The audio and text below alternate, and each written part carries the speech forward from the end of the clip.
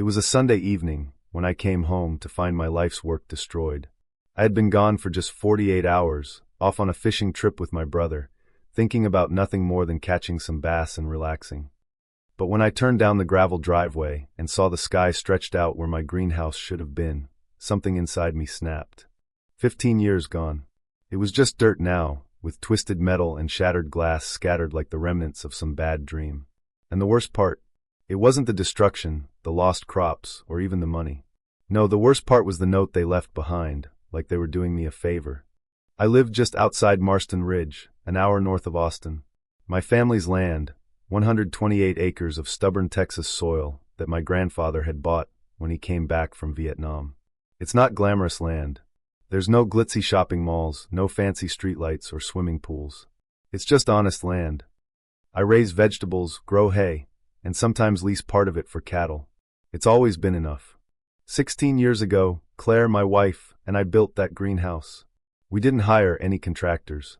We poured the footings ourselves, sweating under the July sun, arguing over measurements and laughing about it later. It started small, just a way to extend the growing season, but over time, it became the heart of the farm. Tomatoes in the winter, herbs year-round, specialty greens for local restaurants, and enough extras to donate to the church pantry. That greenhouse wasn't just made of glass and steel. It was built with years of blood, sweat, and dreams. Early mornings, coffee in hand, watching the condensation slide down the panels while Claire hummed country songs from the radio. I spent more hours in that greenhouse than anywhere else. After she passed 3 years ago, I would stand there just to feel like something steady still existed. But now it was a pile of twisted metal, a symbol of what I had lost. So there I was, standing in the wreckage, boots crunching on glass shards, unable to wrap my mind around it. The first thing I noticed was the bright orange paper stapled to one of the bent beams. Notice of removal. Non-compliant agricultural structure. Violation of community environmental standards. At the bottom, there was a name, Victor Langford, president of Silverbrook Estates HOA. Silverbrook was a new development on the other side of my southern fence line. It was built 5 years ago, a bunch of stucco houses with fancy artificial ponds, and a little clubhouse that tried way too hard to look historic. At first, we got along just fine. A few folks would come by for produce, kids would watch the tractors, and all was well. But soon, the HOA started sending letters about the noise from my equipment, the smell when I turned compost, and the dust during harvest. Each time, I politely responded, pointing out that farming isn't quiet or clean. But when I read that notice stapled to my greenhouse, something inside me boiled over. I didn't even need to look at the survey maps to know they were wrong. The greenhouse was entirely on my property, at least 300 yards from their boundary line. Eli, my neighbor to the north, heard the sound of the bulldozer and came over on his ATV. One look at the wreckage, and he shook his head. "You gonna call the sheriff?" he asked. Oh, I was absolutely calling the sheriff. And I did. The deputy showed up within the hour, took photos, measured distances, and his jaw tightened when he saw the destruction. This wasn't a small matter. Private property destruction is still private property destruction, even behind a gated entrance. That night, I sat on the tailgate of my truck, staring at the wreckage. I should have been furious, but all I felt was hollow. And then the anger came. Not because they destroyed my greenhouse, but because they assumed I wouldn't fight back. They thought a farmer like me would just accept it, maybe grumble a bit, and move on. They didn't understand. The greenhouse wasn't just a structure, it was part of my irrigation system. It controlled the flow of water to my land and theirs. You see, years ago, when Silverbrook was being built, their contractors asked if they could tap into the aquifer that ran under my land to feed their decorative ponds and fountains. I agreed, but only under the condition that I maintained full control of the system. They paid a one-time infrastructure fee, and I signed an agreement giving them access to water, but ownership stayed with me. My pump house, the pressure regulators, and all the equipment were on my land, locked up tight, and only I had the keys. As I stood there, staring at the twisted metal and broken glass, I realized something. The irrigation lines they had ripped out weren't just for decoration. They were connected to everything. And if they wanted to test how much power a farmer had, I was about to show them. I walked towards the pump house.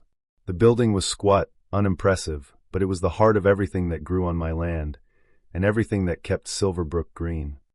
I unlocked the door, stepped inside, and let the cool air wash over me.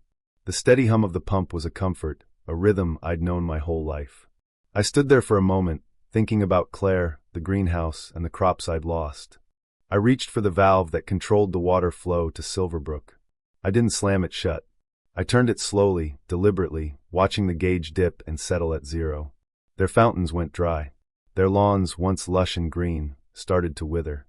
The call started the next day. Denise Harper from Silverbrook, the woman who lived near their artificial pond, called first. "Hey Daniel, is something wrong with the water?" she asked, her voice tight. "Our fountain isn't running." I kept my voice calm. "You might want to talk to your HOA board about that." By the second day, their ponds had started to shrink, the grass had dulled, and the landscape that once looked like something out of a magazine was now just a reminder of what happens when you take someone's livelihood for granted. On the third day, Victor Langford showed up at my gate. He didn't come alone. He brought Colin and Marissa, 2 other board members.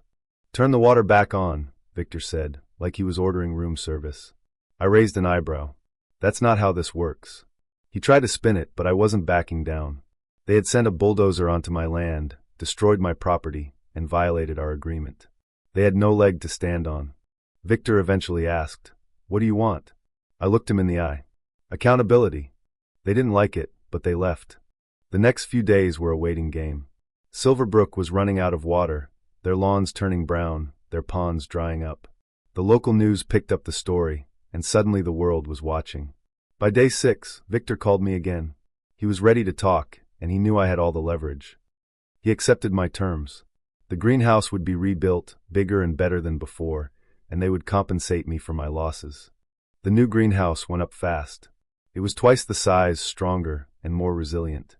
Claire would have loved the upgrades. But it wasn't just about the greenhouse anymore. It was about respect. I wasn't going to let them bulldoze me, not anymore. When the last pane of glass was installed, Victor met me at the pump house again. This time, I didn't say much. I unlocked the door, turned the valve, and let the water flow. Their fountains roared back to life. And just like that, Silverbrook was green again. But the difference was, now they knew who was in control. Here's the thing. Sometimes the only way to be heard is not by shouting, but by letting silence speak louder than words. So tell me, was I wrong to hold out as long as I did? Should I have turned the water back on once they agreed to rebuild? Or was it necessary for them to feel the weight of their actions before things could truly reset? Drop your thoughts in the comments. And if you've ever dealt with an HOA, a land dispute, or had to decide whether to keep the peace or stand your ground, share your story. Let's talk about it.